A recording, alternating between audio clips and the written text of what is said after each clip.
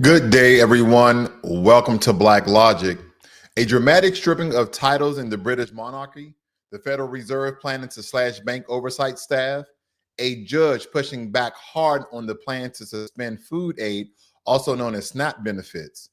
President Trump called to scrape the filibuster to force an end to the government shutdown. A record low refugee cap announced the lowest in U.S. history, except for white South Africans.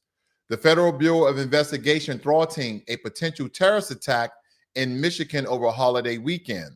Did you know that Halloween is just Americans' version of celebrating the Day of Dead like they do in Mexico? Because if not, we're going to talk about it.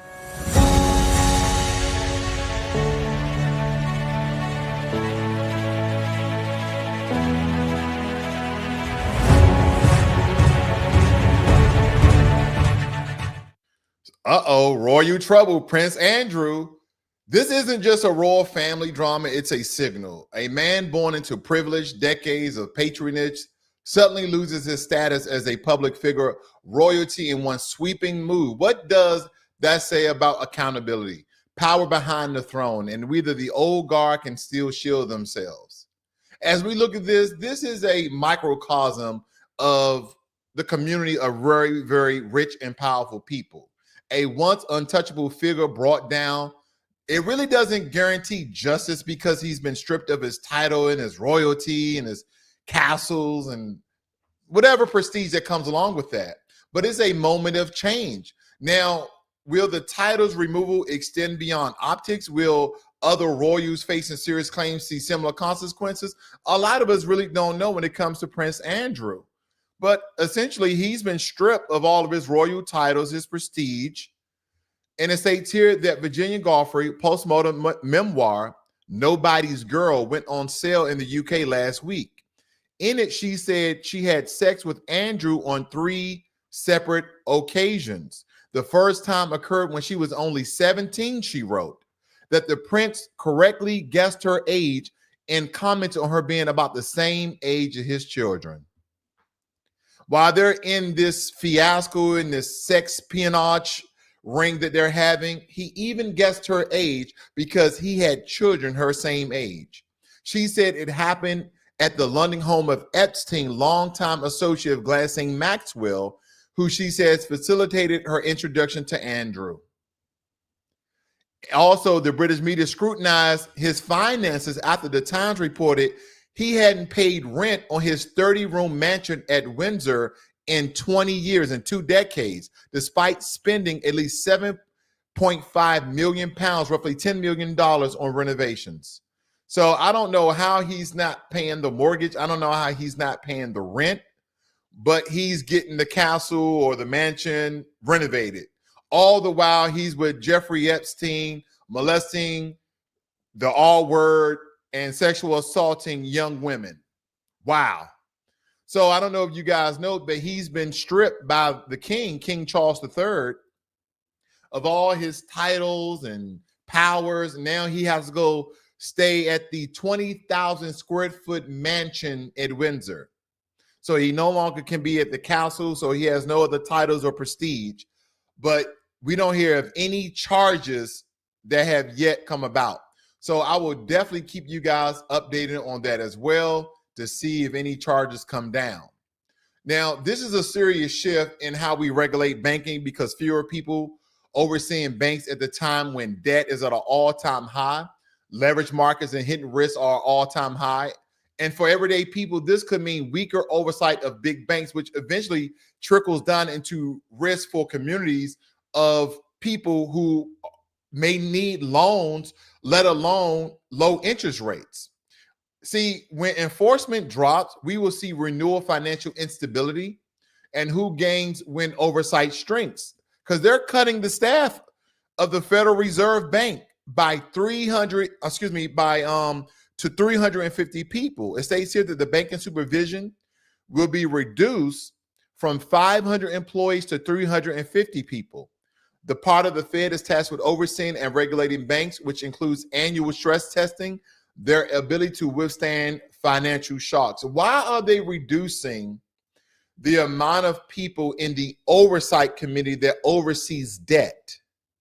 even though America, like we're really teetering on the brink of $38 trillion in debt and counting. Like there's really no slowdown. The Department of Government Efficiency, Doge, that Trump and Elon Musk initially started, that was supposed to cut $2 trillion from the national debt. They have the Doge calculator and the national debt calculator, and the national debt is still exploding, by the way. People are being laid off by the thousands. The debt is still rising. People are like, oh, America's gone crazy. It's all going down to hell. America is a monetary sovereign. I don't know if you guys are familiar with that term, but America is a monetary sovereign where we put the value of our money in our markets on, we create those values. There's no one who can topple America unless they somehow become more powerful when it comes to the military. That's why we can compete with London. That's why we can compete with the UK, because the pound is worth more than the dollar. The denarii, the Kuwaiti denarii, is worth more than the dollar, but the US dollar is the international currency that most countries use. You want to see how all those things connected. We're going to break it down here very soon. But I wanted to point that out because the feds are now cutting their oversight committee. I wonder why.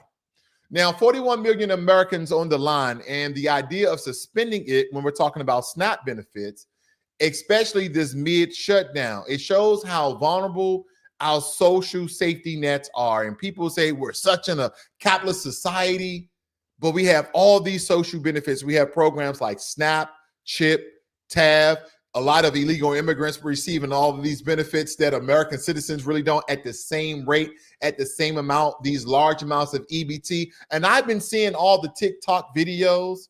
It's been Black people, white people, Asian people, Hispanic people, not many Asians, but majority of all Americans are coming out, and they're stating that they was receiving $1,000. One lady was talking about, I think she's received $1,000 a month in SNAP benefits or EBT. And I was like, what? $1,000? I can do a lot with $1,000. I'm eating the best steaks. I'm eating the best prime rib. I'm eating the best lamb chops. I'm eating the best food that money can buy, by the way. If you're giving me $1,000 in EBT money, oh yeah, I'm definitely going to be eating well. I'm going to Costco's. I'm going to Trader Joe's. I'm going to the best store. I'm going to Whole Foods. I'm getting the best food that money can buy by the way of the American dollar. Now, should SNAP benefits be cut off? No, we're talking around roughly around 41 million Americans, 42 million Americans who may possibly go hungry during this holiday season. I'm just saying that the amount that some people were receiving, and I know it's predicated upon how many people are dependent. Like if you have, 3, 4, 5 children or so. So don't get me wrong, ladies and gentlemen, I'm not being insensitive because I believe SNAP benefits should not be cut off, but I'm just talking about the egregious amount that I'm hearing, regardless of the amount of people that are being taken care of by this, because they're stating that 8 million children will be affected, and that really hits home for me. So when the system threatens to cut it off, we must ask who gets hurt first and who's making the decisions. Now, the judge ruling could set precedent if benefits are suspended. We may see local food banks and schools stretched to, again, breaking. And this story goes just a little bit further here because, as I stated, judges came in about this. A federal judge in Boston on Thursday seemed skeptical of the Trump's administration argument that SNAP benefits could be suspended for the first time in the food aid program history because of the government shutdown. During a hearing over a request by 25 Democratic-led states to keep the funding flowing, the U.S. District Judge Indri Tawani told lawyers that if the government can't afford to cover the cost, there's a process to follow rather than simply suspending all benefits. The steps involve finding an equitable way of reducing benefits, said Tawani, who was nominated to the court by then President Barack Obama. Tawani said she suspects to issue a ruling later Thursday and seems to be leaning towards requiring the government to put billions of dollars in emergency funds towards SNAP. She said is her interpretation of what Congress intended when an agency funding runs out. I do believe if 42 roughly 42 million Americans are going to go without food. That is indeed a nation emergency, and they should tap into those funds. Now, the amount, they did state that they may be reducing SNAP benefits. So people who are receiving, $1,000+ they may receive 750 or even 500. They may even cut it in half. But I can definitely tell you this, ladies and gentlemen, that something is definitely better than nothing. Okay. So the filibuster is one of the Senate's biggest procedural safeguard that President Trump has been touting that he is trying to have the Senate in order to do, and removing it to reshaping how Congress actually works. Now, for political power and equity to all Americans, this actually matters because procedural rules are the arteries of the policy. Altering them often shifts, by the way, who has influence and who doesn't have influence. If this filibuster goes, it couldn't open the door to sweeping legislation, whether it be good or bad. And the question is, who drafts the new rules? Okay, the Democrats are blaming the Republicans, and the Republicans are blaming the Democrats. I'm gonna say both are at fault. I actually did a post on my YouTube channel right here because I want to know the vibe and the voting of the people, because I believe it's both parties. Some people are going to blame the Republicans, some people are going to blame the Democrats, but again, this is the same coin, two different sides. That's all this is. And as I was stating, rather 16 million children, 8 million seniors, and 1.2 million veterans who actually depend on SNAP benefits. President Trump is calling on the Senate to scrap the filibuster so the Republican majority can bypass Democrats and reopen the federal government. Okay. The filibuster is a long-standing tactic in the Senate to delay or block votes on legislation by keeping the debate running. It requires 60 votes in a full Senate to overcome a filibuster, giving Democrats a check on the 53-seat Republican majority that led to the start of the October 1st shutdown when the new fiscal year begun.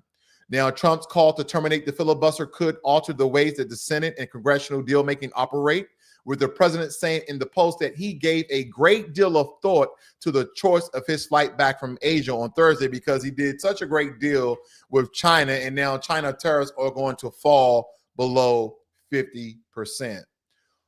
Whatever occurs, I just hope that the government reopens, because all industries around America are being affected. Thousands of people are being laid off.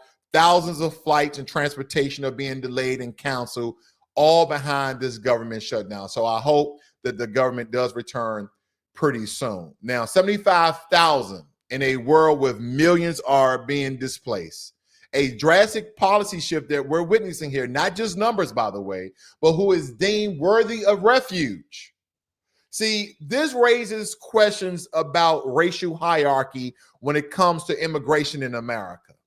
Because we can give 100,000 Afghani, and according to the Census Bureau, people from the Middle East, when they come to America, are considered white. And when we're talking about refugees from South Africa, we're talking about the Afrikaners, the Boers, that are white South Africans. So they're seeking refuge right here in America. And again, if we are American and we're against illegal immigration, we're against mass immigration, it doesn't matter what race, what ethnic, or what you believe. It should not be done at the same level and same rate that's being allowed. Because when preference is given to white minorities abroad, what message is sent about global equity and U.S. values? It shouldn't be race-based, should it not? It should be merit-based. It should be based upon the refugees. Well, we had reports that the Afrikaners in South Africa were being racially discriminated upon. They were being killed by the thousand. And there have been multiple reports of right-wing, left-wing, and independent news stating that that was a farce, that was lies, and that was propaganda. I've been to South Africa. I've been to Cape Town, where majority of white South Africans live. And believe me, it's only 8 or 9% of Afrikaners, and they live the best life that you could ever live in any country. There's a very small population of white Afrikaners that are not doing so well. Let's say out of the 8%, stay with me, out of the 8%, I will allude that 98% of them are millionaires. 98% of them are living in the top part of the economy, while less than 2% are probably living what they will call in poverty. But nonetheless, I've been there. I've been to Tabletop Mountain. I've been to some of the ocean front properties. Believe me when I tell you, I'm not lying. This is not conjecture. This is not rhetoric. They are not being genocide. They're not being discriminated upon. They're in some of the highest place of government and the highest place of business. They're living a great life in South Africa. Okay. These are people who probably just couldn't make it. This is probably that 2% that really couldn't make it. Okay. This is what they're talking about.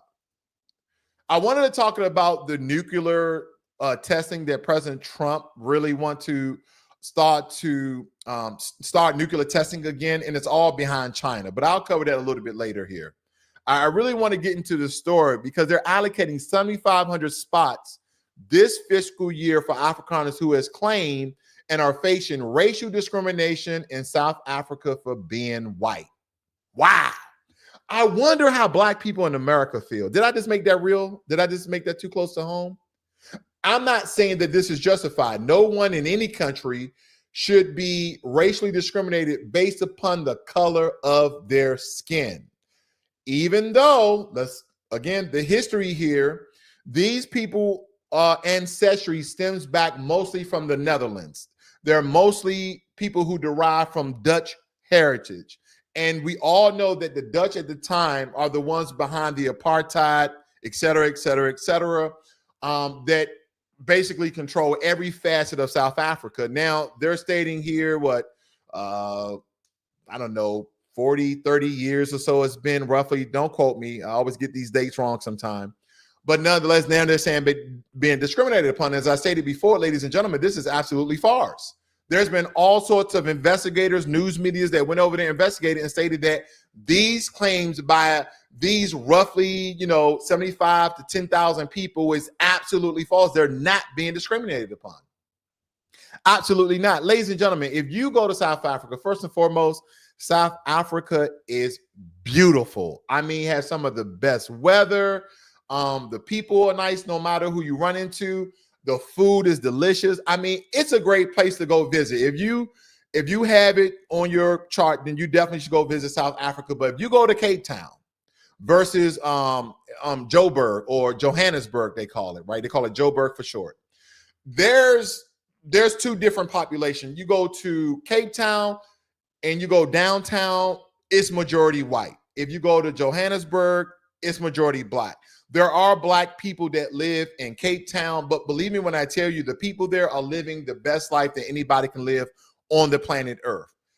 I'm not stating by my own account that people are not being discriminated upon. I'm giving the account of investigators and news media from right, left, and independent news stating that this is very untrue, that this is a propaganda meal. Okay, and I'm going to read this a little bit more of this story. The previous lowest refugee ceiling was set by the first Trump administration in 2020 when it allocated 15,000 spots for fiscal year 2021. The announcement Thursday is the latest effort by President Trump and his top aides to dramatically scale back the decades-old U.S. refugee admission program, a humanitarian policy for vulnerable people fleeing war and violence across the world that once enjoyed robust bipartisan support. And the reason why this is important, because we're supposed to be scaling back on refugees, mass immigration, illegal immigration altogether. That is why President Trump has put $100,000 H-1B visa fee on new immigrants coming over here to take a lot of these tech jobs and engineering jobs. We're going to allow 7,500 refugees. Well, there's a lot of genocide and war that's happening in Haiti and the Sudan and Congo. Basically, what I'm getting at, there's a lot of African countries. There's a lot of either tribal or racial discrimination that are occurring. Even in European countries, there's a lot of racial discrimination over there of, people who are non-white, but we're not giving refugees to them. So my thing is either we do it at a small portion for all these different demographics. Again, I'm not for mass immigration, no less. But if you're going to do it for them, then you should do it for everybody. if you're not going to do it for nobody, then you shouldn't do it for anybody. That's the only point that I'm making here. So again, what we need to watch here is the legal challenges that are already emerging, and also watch how this impacts domestic migrant policy and community resettlement. That's all I'm saying here, ladies and gentlemen. Okay, if we're going to discriminate immigration for initially everybody, then we should do it for everybody, not just some sort of select group because, you know, we buddies with Elon Musk. Nah, that's not how that should go down. That's just my personal take on it. Now, domestic security threats remain very, very real, especially here on Halloween, because there was a plot and plan over the holiday weekend. And this kind of emerged with some investigating that the FBI has done, and thank God it was absolutely stopped. And we were talking about for U.S. cities that the security often means two things: being protected and not being targeted without cause. These national stories ripple into local trust in law enforcement and surveillance and community relations because details are still vague. They really haven't gave a full report about this plot that was going to happen today and throughout the weekend. So we're going to keep the tabs on the motives and the suspects supposedly, and there have been charges filed, but might inform the next wave of domestic terrorism because they really didn't give much information, ladies and gentlemen. But they stated this morning that the FBI thwarted a potential terrorist attack and arrested multiple subjects in Michigan who were already plotting a violent attack over a Halloween weekend. And the chief director of the FBI, Kash Patel, posted on X. And he said, thanks to the men and women of the FBI that this have been thwarted. And this brings me into the history of Halloween. Now, I used to celebrate Halloween probably about 10 or 15 years ago. And I really stopped celebrating Halloween because this is a time where people don't do some more of the devilish, heinous, evil things. Like most people are just dressing up, you know, looking wacky, looking funny, looking scary, going out and trick-or-treating and getting candy. And I kind of did a video a long time ago about the history of Halloween, but this dives a little bit deeper, okay? Because did you know that Halloween is very similar to what the Mexicans celebrate, the Day of the Dead, and it's also similar to All Souls Day. And this is pre-Christian celebration. The holiday actually came from the Irish, okay? Halloween actually is a derivative or a spinoff off the Irish. We're going to break it down very quickly here, okay? It states here, while the holiday exact origin remains mysterious, historians have found a link to the pre-Christian ancient Celtic festival of, and I'm trying to pronounce this best way I can, Samhain, commemorating the end of summer. This annual autumn feast was celebrated from sunset to sunset, October 31st to November 1st in Ireland, Scotland, and the Isles of Man. It could be traced back 2,000 years. Is sometimes mistakenly referred to as a Celtic New Year. So now, you know, whether it be St. Patrick's Day, Halloween is another Irish holiday that we are celebrating. Okay, there's pre-Christian, by the way, and everybody should know by now that Halloween is definitely not a Christian holiday. According to the Celtic folklore, the barrier between the worlds of the living and the dead was at its most permeable during this harvest holiday. In addition to facilitating communication with the dearly departed, this thinning of the veil meant that the spirits could return to earth. So in some regards, are they saying when you guys go out and celebrate Halloween, and again, on the surface, majority of Americans may not know this history. You may just out there, you know, put on your costume, looking fun, having a party, having a couple of drinks, getting some candy, right? You're just celebrating Halloween just as a costume party, so to speak. But it may have deeper ties and deeper meanings on a spiritual level that a lot of people may not know of. Now, it goes on to state that to welcome these visiting specters, and I talk about spirits, Celts would make offerings of food and channel their spiritual energy to tell each other fortunes. It's getting deeper, ladies and gentlemen. I'm not saying that it's evil at all. Don't get me wrong. This is not conjecture. I'm not saying that it's evil. I'm just scrolling down so you guys can see the comparison here, okay? I have a couple of things to point out. Excuse me, I'm sorry about this. Here we go. Now it says in the United States, Halloween predominantly revolves around trick-or-treating and costume, watching scary films and celebrating with friends at festival costume parties. It's a time for people of all ages to don silly or sexy costumes and celebrate the spooky season. In Mexico and part of Latin America, the Day of the Dead is celebrated over the course of a few days. It includes ritual altars and surrounded by offering. It's an annual celebration of the dead, paying respect to those who have passed. The days are filled with colorful decorations as well as holiday-specific foods and drinks. So again, what I get from that particular story, ladies and gentlemen, is that basically Halloween is just Americans' version and Irish derivative of the Day of the Dead, so to speak. Okay, that's all I'm stating. Because again, if we go back into the story, it says on top is supernatural roots. Historians believe that the Samhain festival also served a more functional purpose to prepare for the coming cold. During the festival, people will collect resources for the winter and gathering animals for pastures. And again, if you want to read this story, if you see the website there, My Martin Met, you guys can go check that out. But nonetheless, ladies and gentlemen, please tune in this evening. I'm going to break down the difference between what is a foundational Black American versus a African American, that these two labels and terms are not the same at 6:45 Central Standard Time. You guys have a great and wonderful day. This is Blacklogic.